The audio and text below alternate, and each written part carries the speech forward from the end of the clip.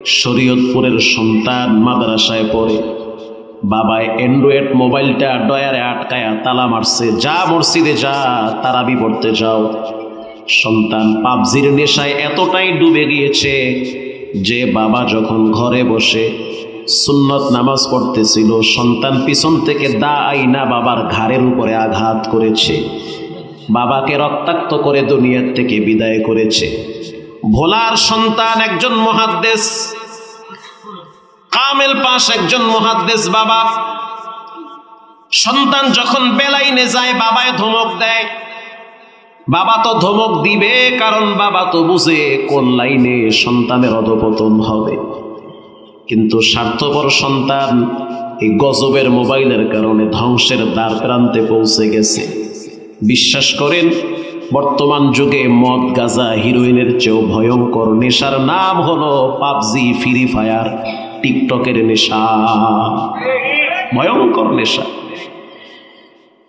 প্রশাসন প্রথম বুঝতে পারে নাই যে কে হত্যা করল। এত বড় একজন মুহাদ্দিস সাহেব, সে বয়ানও করে। কথা আছে না যে আলেমের ঘরেও জালেম তৈরি হয়, কখনো কখনো নবীর ঘরেও নবীর দুশমন তৈরি হয়ে যায়। লূত নবী, তার সন্তান তার বিরোধিতা করেছে, তার স্ত্রী তার বিরোধিতা করেছে। নূহ আলাইহিস সালামের ছেলে কেনান আল্লাহর সাথে দুশমনি করছে। তো চিন্তা করতে পারেন, আলেমের পোলা জালেম হইল কা? আরে মাওলায় চাইলে সবই হইতে পারে। যার কপালে হেদায়েত নাই, নবীর ছেলে হইলেও লাভ নাই। আলেমের পোলা অত দূরের হিসাব। প্রশাসন তদন্ত করে দেখলো জানাজার টাইমে সন্তানের চেহারার ভিতরে কোনো চিন্তার ছাপ নাই। হাজার হাজার মানুষ জানাজায় দাঁড়ায় আছে, অথচ সন্তানটাও দাঁড়ায় রয়েছে। ছেলে মাইক নিয়ে বলতে আছে, আব্বার বিচার চাই শেষ। ওর ভিতরে অনুতপ্তের কোনো চিহ্ন চেহারায় ফুটে উঠে নাই, কারণ যে হত্যা করে কোনো না কোনো আলামত তার চেহারায় ফুটে উঠে। আল্লাহ ফুটায় দেয়, মানসিকভাবে মেন্টাল হয়ে যায়। কিছুদিন পরে তদন্ত করে ধরা পড়ল, যেই বাপ তারে জন্ম দিয়েছে, যেই সন্তানকে জন্ম দিয়েছে, লালন পালন করছে, বড় বানাইছে, এই সন্তানের হাতে বাবা জবাই হয়েছে। বিশ্বাস করেন, দুনিয়াটা বড় স্বার্থপর হয়ে গেছে। কুত্তা মরলে বিচার হয়, মানুষ মরলে বিচার হয় না। আপনি আজকে মরবেন, বন্ধু বান্ধব দুই একদিনও আপনি কানবেন, দেখবেন কানবে না, এরা মরছে, আহা জাগ্গা মরে গেছে, জাগ্গা শেষ। দুই চার দিন পরে দেখবেন এরা এদের মতো জীবনকে আস্তে আস্তে সাজাইতে থাকবে, আপনাকে ভুলে যাবে। প্রিয় ভাইয়েরা আমার, এজন্য রব্বুল আলামিন তার নবীকে খুশি করার জন্য বলেন, মা ওয়াদ্দাআকা রাব্বুকা ওয়া মা ক্বালা। আপনার রব আপনাকে ত্যাগ করে নাই। ওরা যে বলে রব আপনারে ভুলে গেছে, নবী আমার আমি আপনারে ভুলি নাই। পৃথিবীর সবাই যদি আপনার বিরোধিতা করে, আপনার উপরে একজনের শক্তি আছে, তিনি হলেন কে? আল্লাহ পাক তার হাবিবের ব্যাপারে বলেন, ওয়ামা আরসালনাকা ইল্লা রাহমাতাল লিল আলামিন। আল্লাহ পাকের রবের পাওয়ার যত বড়, ওয়াহদানিয়াতের পাওয়ার যত বড়, রাসূলুল্লাহর নবুয়তের পাওয়ারও তত বড়। সবচেয়ে বড় ব্যর্থতা, আমরা নবী চিনি না, বাবাও চিনে না, ছেলেও চিনে না যে নবীকে শুদ্ধ করে কালেমাটাও পড়তে পারে না, এমনও বাবা ছেলে আছে। শুদ্ধ করে দুরূদ শরীফও পারে না, কপাল এত খারাপ। মরার টাইমে লাশ যখন কবরে রাখে, বিসমিল্লাহি ওয়া আলা মিল্লাতি রাসূলিল্লাহ, এটাও মানুষ শিখতে পারে নাই। অথচ মরার পরে কবরে প্রশ্ন করা হবে, মান হাদার রাজুলা, উনিকে চেহারা দেখায় দেওয়া হবে যে এই ব্যক্তিকে। যদি নবীর সাথে সম্পর্ক থাকে তো বলতে পারবে হাযা মুহাম্মাদুর রাসূলুল্লাহ সাল্লাল্লাহু আলাইহি ওয়াসাল্লাম। সম্পর্ক যদি খারাপ হয় বলবে আমি তো জানি না ইনি কে। তখনই কবরের দুই পাশের মাটি তাকে চাপ দিবে, এমন ভাবে চাপ দিবে, নবী বলেন ডান পাজরের হাড্ডি বাম পাজরে ঢুকবে। চিৎকারের আওয়াজে পশু পাখি অস্থির হয়ে যাবে, মানুষ শুনবে না। কবরের আযাব থেকে যদি বাঁচতে চান, নবীকে নিয়ে কবরে যেতে হবে। প্রিয় ভাইয়েরা আমার, আল্লাহর হাবিব রাহমাতুল লিল আলামিনের ব্যাপারে আল্লাহ পাক বলেন, তিনি হলেন রাহমাতুল লিল আলামিন। তিনি গাছের জন্য রহমত, মাছের জন্য রহমত, কুল কায়নাতের জন্য রহমত, বাবার জন্য নবী রহমত, ছেলের জন্য রহমত। আমি বলতে থাকলে ফজর হয়ে যাবে। হাদিসে আসছে, মাল্লাম ইয়ারহাম সগীরানা ওয়ালাম ইউআক্কির কাবীরানা ফালাইসা মিন্না। নবীজি বলেন, যে বড়কে সম্মান করে না, কি ঘুমায় গেছেন নাকি? যে বড়কে কি করে না? সম্মান করে না, ছোটকে স্নেহ করে না, নবী বলেন সে আমার উম্মত না। তার মানে মুরব্বী আমি আপনারে সম্মান করি, নবী বলছে এজন্য সম্মান করি। ছোট যারা আছো তোমাদেরকে স্নেহ করি, কেন? নবী বলছে স্নেহ করতে। নবী বোনের জন্য রহমত, ভাইয়ের জন্য রহমত, এতিমের জন্য রহমত।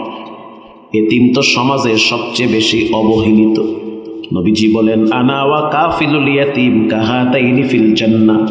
পৃথিবীর মানুষ শুনে নাও, যে ব্যক্তি এতিমের লালন পালনকারী হবে, সে আমার সাথে জান্নাতে পাশাপাশি থাকবে, মাঝখানে পার্টিশন থাকবে না। এতিমের জন্য নবী রহমত। ওয়ামা আরসালনাকা ইল্লা রাহমাতাল লিল আলামিন।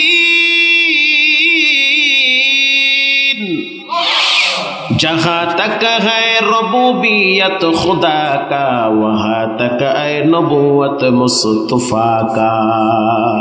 আল্লাহু আকবার বলে। আমরা নবী চাই কি চাই না? নবীর আদর্শ চাই কি চাই না? প্রিয় ভাইয়েরা আমার, আল্লাহর হাবিব বোনের জন্য রহমত, বোন তার জন্য রহমত। কোন এক যুদ্ধের ময়দানে নবীজির এক দুধ বোন, যার নাম ছিল সীমা, গ্রেপ্তার হয়ে গেছে। গ্রেপ্তার হওয়ার পরে সীমা চিৎকার মেরে বলতে আছে, ওমর, ওসমান, আলী, শুনে নাও, তোমরা যেই নবীর উম্মত, যেই নবীর সাহাবী, আমি কিন্তু ওই নবীর বোন হই, আমি সেই নবীর বোন। বলার সাথে সাথে হযরত ওমর চুপ হয়ে গেল, বলে এটা কি? নবীর কাছে গিয়ে বলল, গো আল্লাহর হাবিব, এক মহিলা দাবি করছে সে নাকি আপনার বোন হয়। নবীজি চিন্তায় পড়ে গেল, আমার তো কোনো আপন বোন নাই, তাহলে এটা কোন বোন? ঠিক আছে, আমি তার কাছে যাব। তার কাছে গেল, গিয়ে বলল, কে আপনি?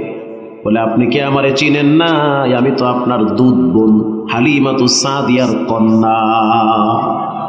আমি আপনার দুধ বোন, আমার নাম সীমা। আমি আপনারে কোলে নিয়ে কত যে দোয়া করছি।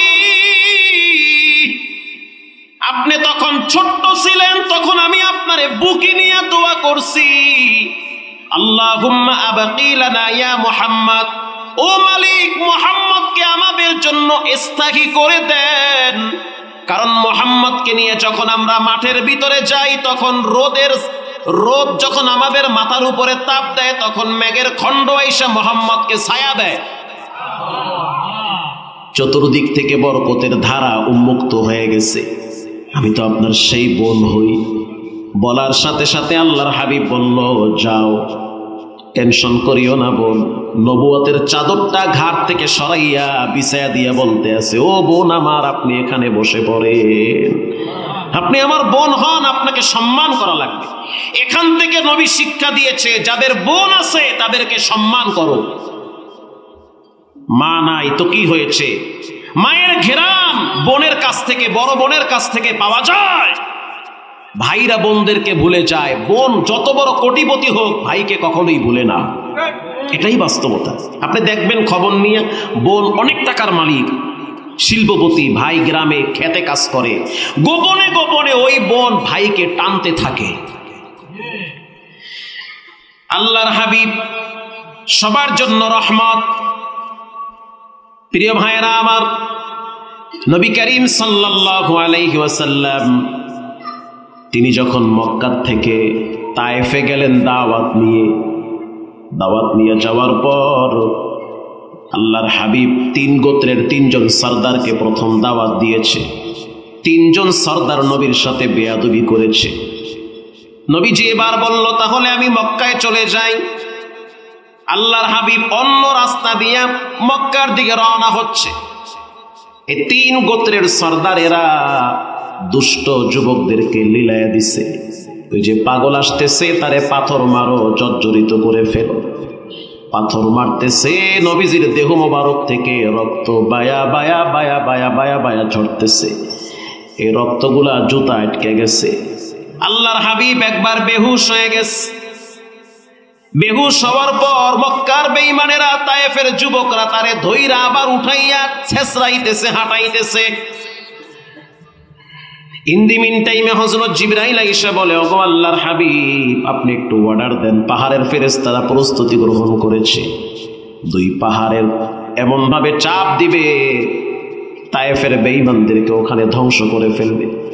আল্লাহর হাবিব বলল, জিবরাইল, এদেরকে যদি ধ্বংস করা হয় তাহলে আমি কাদেরকে দাওয়াত দিব? অতএব এদেরকে ধ্বংস করা লাগবে না, এদের পরবর্তী প্রজন্ম বুঝি আমার দাওয়াত গ্রহণ করবে। তাহলে চিন্তা করেন, দুশ্মনের জন্য নবী হলো রহমত। সুবহানাল্লাহ বলেন। দুশ্মন তাদের জন্য নবী রহমত। এরপরে একটা বাগানে গিয়া নবীজি উঁচা একটা পাহাড়ে পাথরের উপরে বসে পড়েছে। একজন ব্যক্তি আঙ্গুর চিবায়া চিবায়া রস আইনা নবীর সামনে দিয়েছে। নবীর সামনে দেওয়ার পরে আল্লাহর হাবিব তাকে বলল, তোমার নাম কি আদ্দাস? তোমার নাম কি আদ্দাস? যুবক বলল, জি আমার নাম আদ্দাস। তোমার বাড়ি কি ইউনুস নবীর গ্রামে? বলে, হ্যাঁ আমার বাড়ি ইউনুস নবীর গ্রামে। ইউনুস নবীর গ্রামে আমার বাড়ি, আমার নাম হলো আদ্দাস। এটা আপনি কেমনে জানছেন? আল্লাহর হাবিব বলে, আদ্দাস, ইউনুস সেও তো আল্লাহর নবী, আমিও তো আল্লাহর নবী। সে আমার ভাই। এক নবীর খবর আর এক নবীর কাছে থাকবে না, এটা তো হতে পারে না। আল্লাহু আকবার বলেন। এরপরে শরবত পান করে রাহমাতুল লিল আলামিন তিনি চলে গেল মক্কায়। মাঝখানে অনেক লম্বা ইতিহাস, ঢুকতে পারে না, অনেক কাহিনী, অনেক ঝামেলা, অনেক বাধা। শেষ পর্যন্ত নবীজি মক্কায় গেল। বাইতুল্লাহর সামনে দাঁড়াইয়া 2 রাকাত নামাজ পড়িয়া চোখের পানি ছেড়ে দিয়া বলে, মালিক, আমি চলে গেলাম তায়েফে, সেখানে দেখলাম আমাকে আঘাত করা হয়েছে। আমি মক্কায় ঢুকতে পারি না, আমাকে বাধা দেওয়া হচ্ছে। আপনি কি আমার উপরে রাগ করছেন রে আল্লাহ? কেমন কথা! আমরা হইলে বলতাম, আল্লাহ এত মানুষ তুই আপনি আমারে এত কষ্ট দেন কা? কিন্তু নবীজি বলেন যে, আল্লাহ আপনি কি আমার উপরে রাগ করছেন নাকি? যদি রাগ করেন তাহলে আমি আপনার কাছে ক্ষমা চাই। আল্লাহু আকবার বলেন। খুতবায়ে জুলফিকারে আসছে, নবীজি আল্লাহর কাছে প্রতিদিন 100 বার ক্ষমা চাইতো। যেই নবীর পাপ নাই সেই নবীও আল্লাহর কাছে 100 বার মাপ চায়। প্রিয় ভাইয়েরা আমার, এরপরে আল্লাহর হাবিব চলে গেল তার রুমে, ঘুমায় গেল। রাতের আধারে গভীর রাত, হঠাৎ টের পাইল ছাদ ফাঁকা হয়ে গেছে। ফানাজালা জিবরাইল, হযরত জিবরাইল আমিন আগমন করেছে। আগমন করার পরে বলতেছে, হুজুর আল্লাহ আমারে পাঠাইছে আপনারে স্পেশাল মেহমান হিসাবে আরশে আজিমে দাওয়াত দিয়া নিতে। চলেন, মেরাজের সফর আপনার জন্য শুরু হয়ে গেছে। মেরাজ থেকে আল্লাহর হাবিব আসলো। পদে পদে রহমত সম্প্রসারিত হতে লাগলো।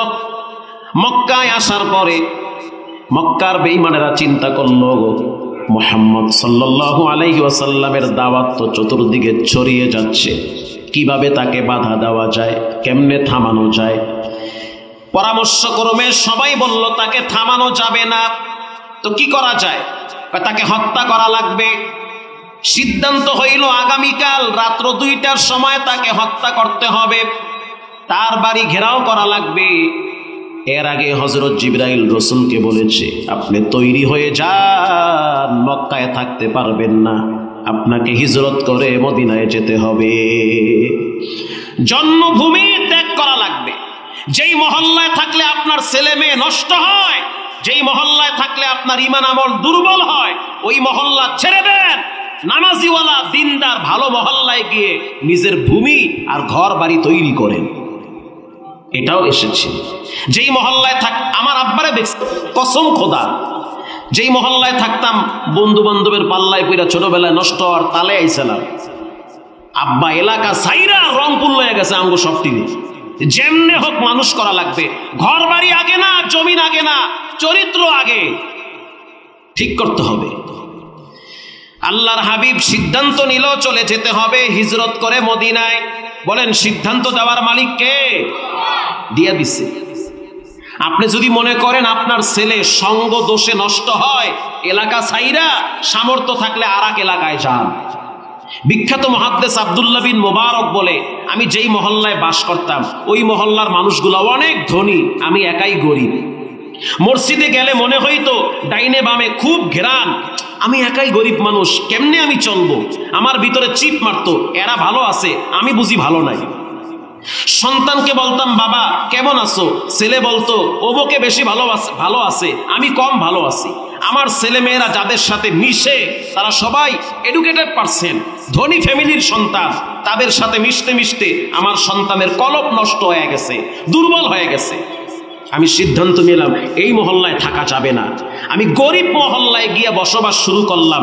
এখন দেখি নামাজে খাড়াইলে আমার মন আরশে আজিমে চলে যায়। আমি একাই ধনী, এরা সবাই ফকির গরিব। এই জন্য এগুলো ভিন্ন আলোচনা। কখনো কখনো আপনাকে পরিস্থিতি বাধ্য করবে, প্রয়োজনে মহল্লা ছাইরা আর এক মহল্লায় যেতে হবে, তারপরও ফ্যামিলি আর ঈমান বাঁচাতে হবে, ছেলে মেয়েকে বাঁচান।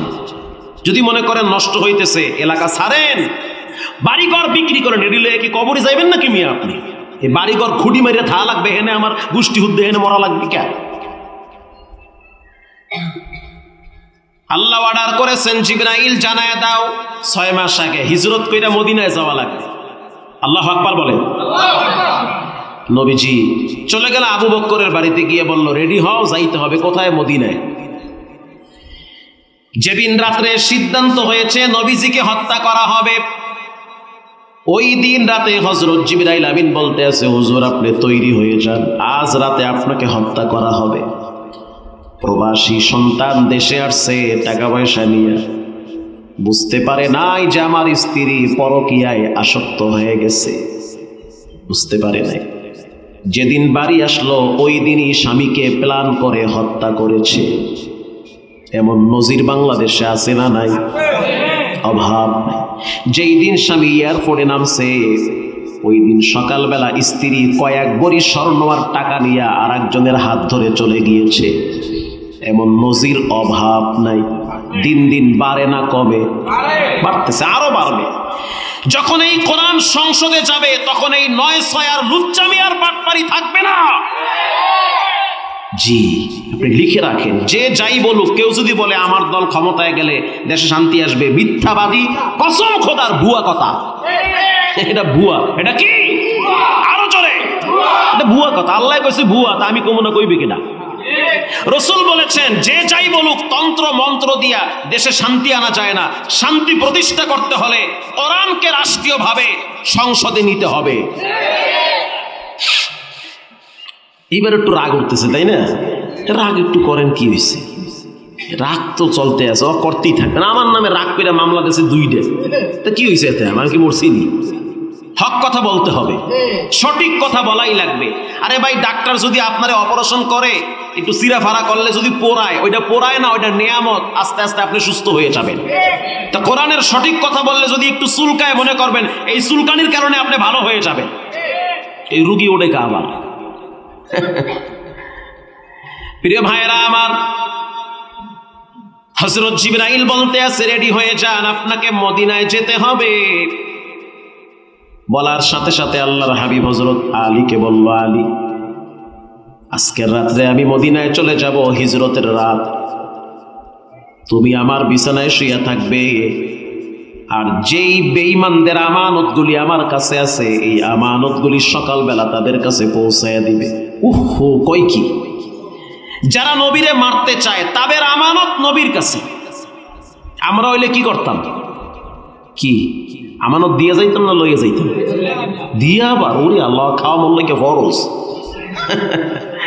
আল্লাহর হাবিব বলল, আমানত রাইখা যাইতেছি, সকালবেলা এদের কাছে পৌঁছায়া দিবা। হযরত আলী প্রথম ভয় পাইছে, এরা যদি নবী মনে কইরা আমারে কোফান শুরু করে। চাদর মুড়া দিয়া নবীজি ঘুমাইতে কইছে। পরে বলতে আছে যে নবী কইছে সকালবেলা আমানত ফিরিয়ে দেওয়া লাগবে, মরণ যদি হয় অন্তত পক্ষে আইজগুর রাইতে মরণ হইবে না। হযরত আলী কয়, চোখ বন্ধ করে দিছি টানটানায় ঘুম যা আছে কপালে, হইলে সকালে মরণ হইবে, রাইতে মৃত্যু হবে না। কারণ রাসূল বলেছে পৃথিবী উল্টে যেতে পারে, নবীর কথা বিন্দু পরিমাণ বেশ কম হতে পারে না। অন্ধকার রাত, হযরত জিবরাইল আইসা বলতে আছে, আপনি তেলাওয়াত করেন। কি করব?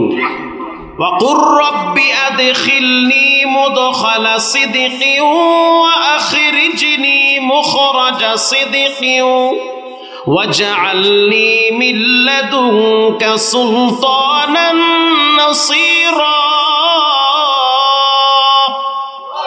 আপনি পড়েন, আল্লাহ আপনি আমাকে নিরাপদে ঘর থেকে বের করেন। সংক্ষেপ, নিরাপদে আমার গন্তব্যে পৌঁছায়া দেন। নবী আপনি বলেন, আল্লাহ কবুল করবে। দোয়া পড়ল। বেঈমানেরা 40 জন যুবকের হাতে তরবারি দিয়া চতুর্দিক থেকে বাড়িটা আটকায় ফেলাইছে। মুহাম্মদ সাল্লাল্লাহু আলাইহি ওয়াসাল্লাম যেন বের হতে না পারে। হযরত জিবরাইল বলতে আছে, হুজুর টেনশনের কারণ নাই, আপনি হাতের ভিতরে এক মুষ্টি বালু নেন আর সূরা ইয়াসিন থেকে কয়েকটা আয়াত তেলাওয়াত করেন। নবীজি হাতে মুষ্টিবদ্ধ বালু নিয়ে এরপরে সূরা ইয়াসিন তেলাওয়াত শুরু করল। ইয়াসিন ওয়াল কুরআনিল হাকীম ইন্নাকা লামিনাল মুরসালিন আলা সিরাতিম মুস্তাকিম ফাগশাইনাহুম ফাহুম লা ইউবসিরুন। এই পর্যন্ত পড়ছে। ফু মারেন, দেখবেন খেলা কেমনে জমে। মারছে ফু, এরপরে নিক্ষেপ করেন, করছে নিক্ষেপ। রব্বুল আলামিনের কুদরত প্রত্যেকটা বেঈমানের চোখের ভিতরে লাগায়া দিছে, চোখ ডলতে আছে। জিবরাইল বলতে আছে, আপনি রিল্যাক্সে নিরাপদে বের হয়ে যান। নবীজি বের হয়ে চলে গেল আবু বকরের বাড়িতে। যাওয়ার পর দরওয়াজায় কেবলমাত্র নখ দিয়েছে, দেওয়ার সাথে সাথে গভীর রাত, মানুষ তো ঘুমায় যাওয়ার কথা। একবার ডাক দেওয়ার সাথে সাথে আবু বকর বলে, লাব্বাইকা ওয়া সাদাইকা ইয়া নবী আল্লাহ। আল্লাহর হাবিব বলল, আবু বকর তুমি কি ঘুমাও নাই? আবু বকর বলে, ওরে আল্লাহর হাবিব, রাত্রিবেলা আইসা আপনি আমারে ডাক দিবেন, যদি আমি ঘুমাই আর যদি আপনার কষ্ট হয়। 6 মাস আগে আমি শুনছি আপনি আসবেন, এরপর থেকে আমি বিছানায় পিঠ লাগাই না। মোহাব্বত কাকে বলে? আরে একটা ছেলের জন্য একটা মেয়ে যদি জীবন দিতে পারে, নেতার জন্য যদি কর্মীরা মরতে পারে, নবীর জন্য তো মানুষ 100 বার জীবন দিতে পারে। আবু বকর বলে, শুধু আমি একা ঘুমাই না, বিষয়টা এমন না, আমার মেয়ে আসমা সেও ঘুমায় না। হুজুর তাকায় দেখেন, আমার উটটা রাত্রিবেলা শুধু বারবার এদিক সেদিক তাকায়, তার মানে সেও আপনার অপেক্ষায় থাকে। আল্লাহর হাবিব আবু বকরকে সাথে নিয়ে চলে গেল পাহাড়ে। পাহাড়ে দাঁড়াইয়া কাবার দিকে তাকায় রইছে, কাবার দিকে চায় রইছে, চোখের পানি ছেড়ে দিয়া বলতে আছে, ও কাবা, আমি এই মক্কার সন্তান, আমার শৈশব, আমার কৈশোর, আমার যৌবন মক্কায় কেটেছে। আমি ছোট থেকে মক্কার অলিতে গলিতে বড় হয়েছি। মক্কার অলিতে গলিতে আমার মা আমারে কোলে নিয়ে হাঁটছে। এই মক্কার মাটির সাথে আমার কলিজার সম্পর্ক। মনটা চায় না মক্কা ছাইরা মদিনায় যাই। জন্মভূমির কি মায়া, কি মহব্বত। মানুষ পৃথিবীর যেই প্রান্তেই থাকুক, বলেন জন্মভূমির প্রতি মায়া আছে না নাই? আল্লাহর হাবিব বাইতুল্লাহর দিকে তাকাইয়া চোখের পানি ছেড়ে কান্দে আর বলে, বাইতুল্লাহ, ও কাবা, তোমার সন্তানরা আমারে মক্কায় থাকতে দিল না। আমার মনটা চাচ্ছে মক্কায় আমি থাকবো, কিন্তু তোমার সন্তানরা আমারে থাকতে দেয় নাই। আমি যাইতেছি। হযরত জিবরাইল বলে, কান্দেন না, এমন একটা দিন আসবে মক্কার রাজত্ব আল্লাহ আপনার হাতে দিবে। আল্লাহর হাবিব রাহমাতুল্লিল আলামিন হযরত আবু বকরকে সাথে নিয়া চলে গেল গারে সৌদের ভিতরে, আশ্রয় দিয়েছে। বেঈমানদের পায়ের আওয়াজ আবু বকরের কানে আসতেছে। আবু বকর বলে, হুজুর বুঝি আমাদেরকে ধরে ফেলবে। আল্লাহ পাক বলেন, ওয়াকালু লিসাহিবিহি লা তাহজান ইন্নাল্লাহা মা'ানা, ওয়াকালু লিসাহিবিহি লা তাহজান, আল্লাহ বলেন চিন্তা করিও না, ভয় করিও না।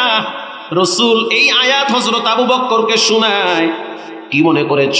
তিনজন ব্যক্তি, দুইজন ব্যক্তি, তিন নম্বরের ব্যক্তি হলো স্বয়ং আল্লাহ। তো সেখানে আবার কিসের ভয়? ইন্নাল্লাহা মা'ানা, আল্লাহ আমাদের সাথে আছে। আল্লাহু আকবার বলেন।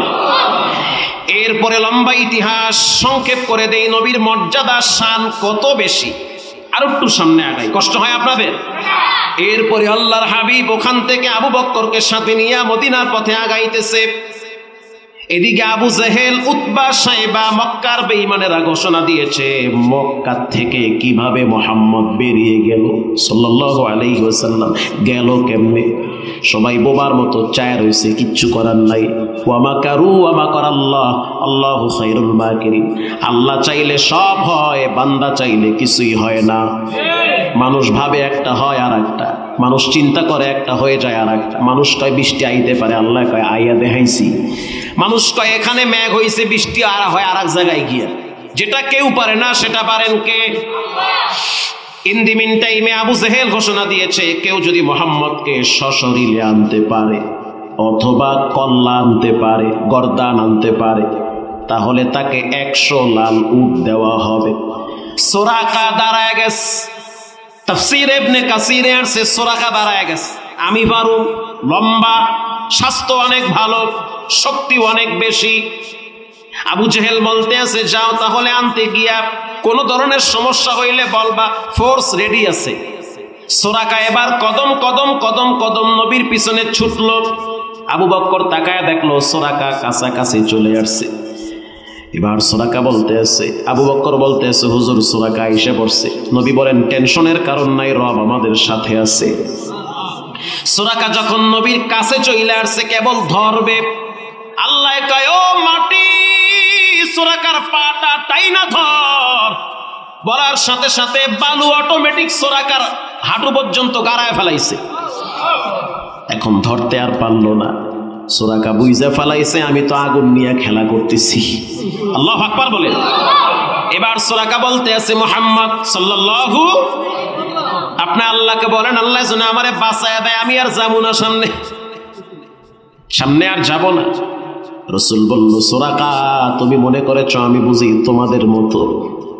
তুমি এটা মনে করেছো? আরে তুমি কি বুঝো না, মেঘের খণ্ড আইসা মুহাম্মদের ছায়া দেয়। তুমি কি বুঝো না, মানুষ ঘামাইলে শরীর থেকে গন্ধ আসে, মুহাম্মদ ঘামাইলে শরীর থেকে ঘ্রাণ বের হয়। তুমি কি বুঝো না মুহাম্মাদের মর্যাদা কত বেশি? যেখানে আল্লাহর নাম সেখানেই মুহাম্মাদের নাম।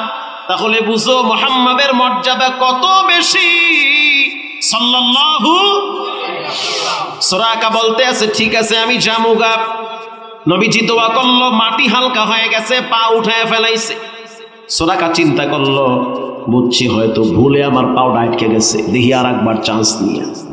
এবার নবীরে ধরার জন্য আবার হাত বাড়াইছে। আল্লাহ অর্ডার করলো, মাটি পাটারে টাইনা ধর। সাথে সাথে পাটারে টাইনা ধরছে। তাফসীরে আসছে 3 বার পা টাইনা ধরছে। সুরাকা বুইজা ফেলাইছে এখানে আল্লাহর নবীর স্পেশাল মুজিজা কাজ করতেছে, হাত বাড়ানো যাবে না। সুরাকা বলতে আছে, তাহলে আমি তো পারলাম না, যাইগা। নবীজি বলল, সুরাকা যাওগা। আল্লাহু আকবার বলেন। সুরাকা বলতে আছে, মনে করছি 100 লাল উট পামু, তো উট তো পাইলাম না, এখন আমারে কিছু দিয়া বিদায় দেন। হ্যাঁ, এরকম আসছে। সিরাত ইবনে হিশাম এরকমই আসছে, আমি তো লাল উট পাইলাম না, কারণ আমরা তো ধরতে পারি নাই, আর এখন আমি খালি হাতে কেমনে যাই, আমারে কিছু হাদিয়া দেন।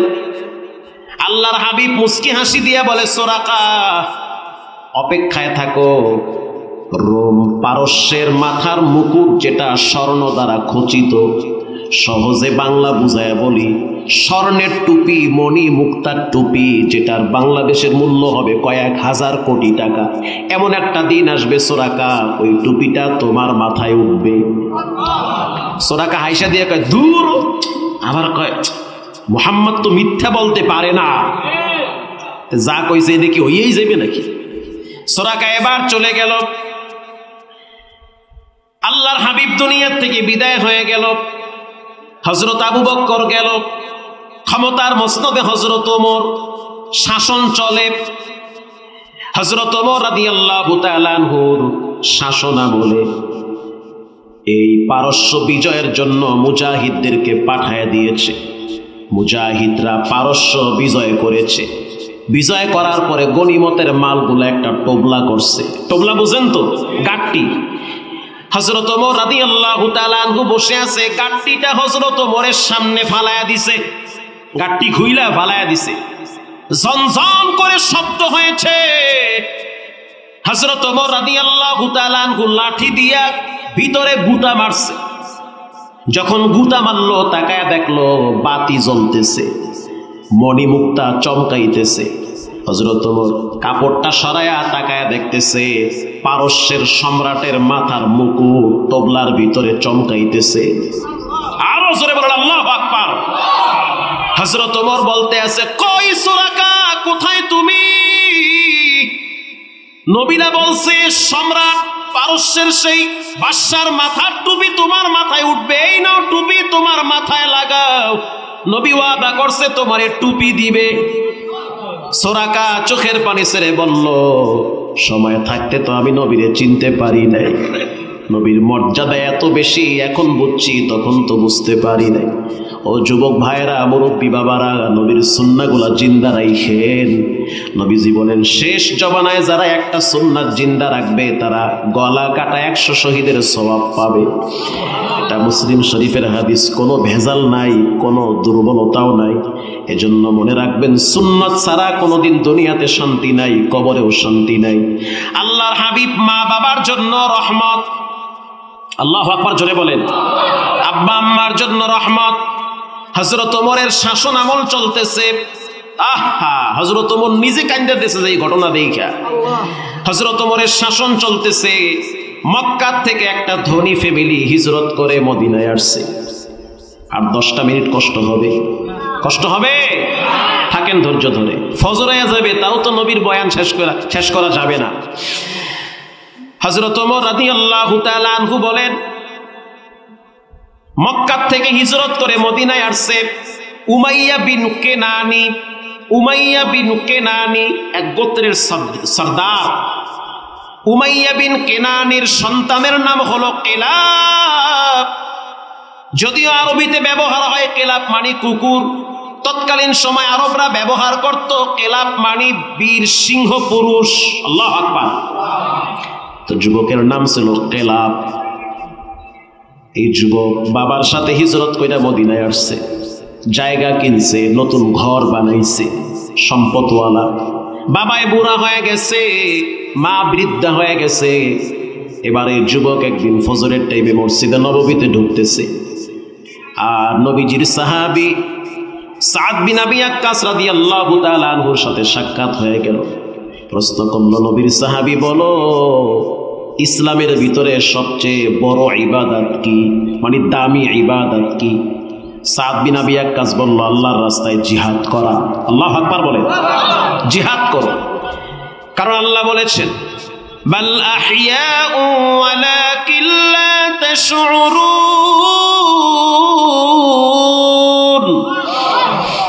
যারা আমার রাস্তায় মরে, জীবন দেয়, তাদেরকে মৃত বইল না, তারা জীবিত, তাদেরকে টাইম টু টাইম রিজিক দান করেন কে? আল্লাহ তাআলা। এবার কেলাব সিদ্ধান্ত নিল, জীবন আর কয়দিন বাঁচবো? মানুষ তো মইরা যায়, কুত্তাও মরে, শুয়ারও মরে, কত মানুষ কত ভাবে মরতেছে। আমি চাই আমার জীবনটা জিহাদ করে আল্লাহর রাস্তায় ব্যয় করতে। সকালবেলা ওমরের দরবারে গেছে, একটা লোক উঠা বসা করবেন না, ওমরের দরবারে গেছে, গিয়া বলতে আছে, আমিরুল মুমিনিন, আমি জিহাদে যেতে চাই, আপনি আমাকে জিহাদে পাঠায়া দেন। হযরত ওমর বলতে আছে, আগামীকাল সকালবেলা পারস্যের মুজাহিদদের সাথে অংশগ্রহণ করো, যাও। এবার এই কেলাব বাবার কাছে গেল, মায়ের কাছে গেল, গিয়া বলতে আছে, আব্বাজান বিদায় দেন, আমি যুদ্ধে যাব, আল্লাহর দ্বীন বিজয়ের জন্য রক্ত জমিনে ঢালতে চাই। আল্লাহু আকবার, আমি জিহাদে অংশগ্রহণ করব, আমাকে বিদায় দেন। যুবকের বাবা উমাইয়া বসে বসে কাঁদতেছে বাচ্চাদের মতো। আব্বাজান আপনি কেন কাঁদেন? বলে, আমি তো বুড়া হয়ে গেছি, কে আমারে দেখে রাখবে? আমাদের তো কোনো সন্তান নাই, তুমি মাত্র একটা সন্তান, তুমি আমাদেরকে দেখে শুনে রাখতে, এখন দেখানোর কেউ নাই। বিছানায় পায়খানা প্রস্রাব করে তুমি তো নিজের হাতে পরিষ্কার করতে, এখন কে করবে? যুবক বলতে আছে, বাবা রাগ করিয়েন না, মনে কষ্ট নিয়েন না, দোয়া করেন আর বিদায় দেন, আপনাদের অনুমতি ছাড়া তো আমি জিহাদেও যেতে পারি না। মা বাবাকে কোনো মতে সন্তুষ্ট করে তাদের অনুমতি নিয়ে জিহাদে রওনা হয়েছে। কিছুদিন যেতে না যেতে বাবা মা দুইজনে একটা গাছের ছায়ায় বসে আছে। বিখ্যাত ইমাম ইবনুল জাউজি লেখেন, গাছের নিচে বাবা মা বসে আছে, ছায়ায় বসে আছে, বাতাস খাচ্ছে, সুন্দর আবহাওয়া ভোগ করতেছে। বাবার দৃষ্টি পড়েছে গাছের একটা ডালের দিকে, গাছের একটা ডাল এরকম ঝুলে আছে, বাবায় তাকায় রয়েছে। একটা পাখি তার বাচ্চারে নিয়ে খুনসুটি করে, মা পাখি তার ছানারে নিয়ে খেলা করে। পাখি তার বাচ্চারা নিয়ে খেলা করে না? খেলা করে। এই দৃশ্য দেখা বাবায় চোখের পানি ছেড়ে কাঁদতেছে। স্ত্রী বলতে আছে, স্বামী আমার কেন কাঁদেন? বলে, আমি দেখতেছি পশু পাখির ভিতরেও তো আল্লাহ মাতৃত্ব ভালোবাসা দিয়েছে, সন্তানের প্রতি মহব্বত দিয়েছে। আজ যদি আমার কেলাব বেঁচে থাকতো তাহলে আমাদেরকে নিয়ে বসে বসে গল্প করত। যদি আমার কেলাব আজকে মদিনায় থাকতো, কিন্তু জিহাদে গেছে, কেলাব তো আর নাই। কিছুদিন যেতে না যেতে তার বাবা অন্ধ হয়ে গেছে, চোখে দেখে না। তামবিহুল গাফিলিনে আসছে, চোখ একেবারেই দৃষ্টিহীন হয়ে পড়েছে। এবার চলে গেল হযরত ওমরের দরবারে, লাঠিতে ভর দিয়া দিয়া বাবায় গিয়া বলতে আছে, আমিরুল মুমিনিন, আপনি না আমার সন্তানরে পাঠাইছেন জিহাদে, আমি দুর্বল হয়ে গেছি, চোখ দিয়ে আমি কিছুই দেখতে পাই না। আমার সন্তান যতদিন আমার কাছে ছিল ততদিন আমারে নিজের হাতে ধইরা ধইরা হাঁটাইতো, এখন তো আমার সন্তান নাই, তাড়াতাড়ি আমার সন্তানকে আমার কোলে ফিরাইয়া দেন। যদি না দেন তাহলে আমি আরাফার ময়দানে গিয়ে আপনার বিরুদ্ধে বরদোয়া করব। হযরত ওমর বুঝতে পারছে বয়স্ক মানুষ কি বলে না বলে মাথায় কাজ করে না। আল্লাহু আকবার বলে। মুরব্বী মানুষ, বাচ্চাদের স্বভাব চলে আসছে। একজন যুবক পাঠায়া দিল, যেমনে হোক কেলাবরে নিয়ে আসো। এবার হযরত ওমর বসে বসে গল্প শুরু করে দিল অন্ধ বাবার সাথে। বলেন, আপনার ছেলে কেলাব কেমন? বুড়া মানুষ চোখে দেখে না, ফোফায় ফোফায় কান্দে আর বলে, আমার সন্তানের মতো ভালো সন্তান মনে হয় না মদিনার কোনো ঘরে আছে। আমরা দুইজন কখনো কখনো বিছানায় প্রস্রাব করে দেই, আমার সন্তান নিজের হাতে সাফ করে। কখনো কখনো পায়খানা করে দেই, আমি নিজে লড়াইতে পারি না, সন্তান পরিষ্কার করে। এমনও হয় খাইতে পারি না, আমার সন্তান নিজের হাতে খাওয়ায়। যখন আমি বাপ বলি, সন্তান এত কষ্ট যে করো, তোমার কাছে কি বিরক্তি লাগে না? তখন আমার সন্তান চিৎকার মেরে বলতো, আলাহুমা জান্নাতুকা ওয়া নারুকা। নবী বলেছে, মা বাবা তোমার জন্য জান্নাত, মা বাবা তোমার জন্য জাহান্নাম। আমি পায়খানা প্রস্রাব পরিষ্কার করি জান্নাতের আশায়, জাহান্নাম থেকে বাঁচার আশায়। আপনারাই তো আমার জান্নাত, আমার জাহান্নাম। এটা বলতেছে আর ফোফায় ফোফায় কেলাবের বাপ কাঁদতেছে। হযরত ওমর বসে বসে দৃশ্য দেখতেছে আর বলতে আছে, আপনার কেলাবের ভালো কি দিক আছে? কয়, রাত্রিবেলা যখন সবাই ঘুমাইতো আমার কেলাবরে দেখতাম বসে বসে জায়নামাজে চোখের পানি ছেড়ে কাঁদতো আর বলতো, মালিক তুমি আমারে অসুস্থ বানায় দাও, আমার আব্বা আম্মা দুইজনকে সুস্থ বানায় দাও। শুধু তাই না, এমনও দিন দেখছি আমার সন্তান বলতো, আল্লাহ আমার হায়াতটা আমার মাকে দিয়ে দাও, আমার মা বেঁচে থাকুক, আমি বিদায় হয়ে গেলে আমার কোনো আফসোস নাই। আমার কেলাব কলিজার টুকরা ও আমার সন্তান, ওর শরীরের গন্ধ আমার অক্সিজেন, ওর শরীরের ঘেরান আমার জীবনে বেঁচে থাকার শক্তি। কি বাপ আর কি সন্তান, তুমি আমি মা বাবার সামনে মাথায় ঝাঁকি দিয়া কথা বলি, এটাও হলো কিয়ামতের আলামত। হযরত ওমর রাদিয়াল্লাহু তাআলা আনহু বলতে আছে, ঠিক আছে আমি আপনাকে খবর দিব, বাড়ি যান। চলে গেল বাড়িতে। আসতেও তো সময় লাগছে কেলাবের। একদিন যখন কেলাব মদিনায় আসলো, হযরত ওমর কেলাবরে দাঁড় করায় রাখছে, বাবারে খবর দিয়ে আনছে। বাবায় তো চোখ দিয়া দেখে না যে আমার ছেলে দূরে দাঁড়াইয়া আছে, কারণ বাবায় তো অন্ধ। কেলাব দাঁড়ায়া রইছে, বাবা একটু পাশে দাঁড়ায়া রইছে। হযরত ওমর প্রশ্ন করলো, মুরব্বী তুমি না কেলাবের বাপ? বলে হ্যাঁ। আজকের দিনে একটা ভালো জিনিসের আশা করো, ভালো একটা জিনিস চাও যেটা আমি তোমাকে দিতে পারবো। এটা বলার সাথে সাথে কেলাবের বাপ অন্ধ মানুষ বলতে আছে, আমি আশা করি তুমি আমারে আমার সন্তান রে বুকে ফিরাইয়া দিবা। কেলাবকে বলল, তোমার বাবা কি পছন্দ করে? বলে উটের দুধ। এক কাজ করো, যাও এক গ্লাস দুধ কোথার থেকে নিয়ে আসো। কেলাব এবার গ্লাস ভইরা দুধ নিয়ে আসছে। হযরত ওমর রাদিয়াল্লাহু তাআলা আনহু বলতে আছে, দুধের গ্লাস আমার হাতে দাও। দুধের গ্লাস হাতে নিল, কেলাবের বাবার হাতে দুধের গ্লাস দিল। এই দুধের গ্লাস প্রথমে স্পর্শ করেছে সন্তান কেলাব, এরপরে দিয়েছে ওমরের হাতে। কথা কি বুঝতেছেন? ছেলে আনছে, ওমর হাতে নিছে, বাবার হাতে দিছে। বাবা এই গ্লাসটা হাতে নিয়ে, এই যে গ্লাস হাতে নিছে, হাতে নেওয়ার পরে মুখে নিবে, আবার সরায়, মুখে নেয় আবার সরায়। হযরত ওমর বলে খান। চিৎকার মেরে বলতে আছে, আমি কেমনে খাই?